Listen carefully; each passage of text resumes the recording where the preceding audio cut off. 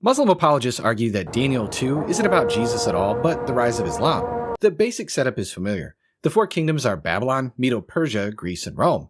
On that much, most Christian and Jewish interpreters agree. The claim is that the final forever kingdom is Islam, and that's where there's tension.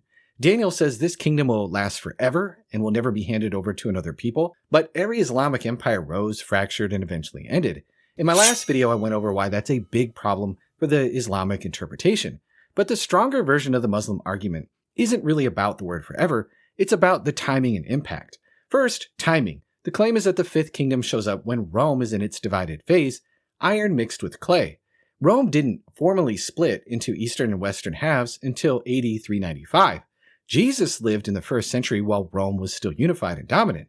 So on that reading, he shows up way too early to even qualify. Second, there's the impact. In Daniel 2, the stone shatters the earlier empires and replaces them. Jesus didn't overthrow Rome, he didn't rule any territory, and he didn't displace a single government. Rather, Rome crucified him. That does not look like shattering. At first pass, that sounds like a serious objection, but the problem is their entire case hangs on a timing rule that Daniel actually never gives. Daniel 2:44 does not say that the kingdom comes after Rome divides. It says God sets up his kingdom in the days of those kings. The feet and toes are not a brand new empire centuries later. They are still the fourth kingdom, iron mixed with clay. And the stone strikes while that fourth kingdom is still standing. That's the only chronological requirement in the text. The kingdom begins during the era of the fourth empire. If the fourth kingdom is Rome, a first century starting point fits perfectly. The division argument also smuggles in another assumption. Muslims point to the 2 legs and 10 toes and say, that must be the later split into East and West Rome. But the text never says that. As scholar Andrew Steinman notes, Daniel never interprets the statue in terms of the number of its limbs. He explains the metals, but not the anatomy. In the interpretation itself, there is no mention of 2 legs. There's no explanation of 10 toes, or that the 2 legs carry prophetic meaning. The division of the fourth kingdom is explained in a completely different way. It's partly strong and partly brittle, because it's made of iron mixed with clay. The instability comes from the materials not holding together, not from counting body parts. And if the number of limbs were really supposed to matter, consistency would force the same logic elsewhere. The silver kingdom has 2 arms. The bronze kingdom has 2 thighs. Yet Daniel never treats those as meaningful political divisions of Medo-Persia or Greece. He focuses on the metals, not the body parts. Even more telling, Daniel 7 describes the same 4 empires as be seen in a vision, but he never describes the fourth kingdom as split into 2 halves at all. The East-West Rome idea is something that readers are bringing to the text, not what the text actually says. Historically, the picture of Rome as perfectly unified until 395 doesn't hold up either. The empire always had that iron and clay character. Even early on, it looked solid on the surface, but was full of internal instability. After Augustus, there was no clear system of succession. Emperors were overthrown, assassinated, or installed by the military. Caligula was murdered in AD 41.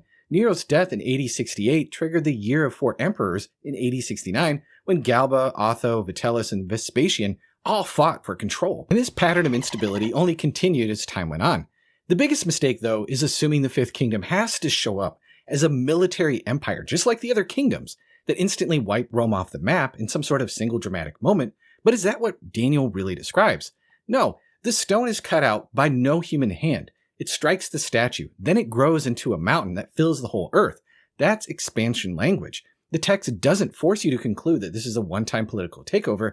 It's a divine kingdom that begins during the Roman period and steadily spreads until it outlasts and outscales every empire before it. The earlier kingdoms are crushed in the sense that their dominion is ultimately replaced and rendered temporary by something more permanent.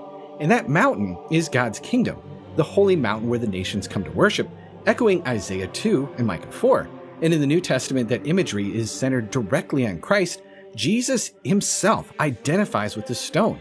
In the parable of the wicked tenants, he quotes Psalm 118:22 about the rejected stone becoming the cornerstone, and then warns that this stone will break and crush those who oppose it, clearly echoing Daniel's vision of a stone that shatters the kingdoms and fills the whole earth. And when Jesus talks about the kingdom itself, he uses the same pattern. It starts small like a mustard seed and then grows until it fills everything.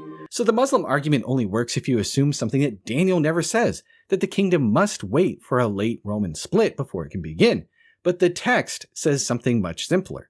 God sets up his kingdom during the days of the Fourth Empire. The stone strikes when Rome still exists, and from there it grows.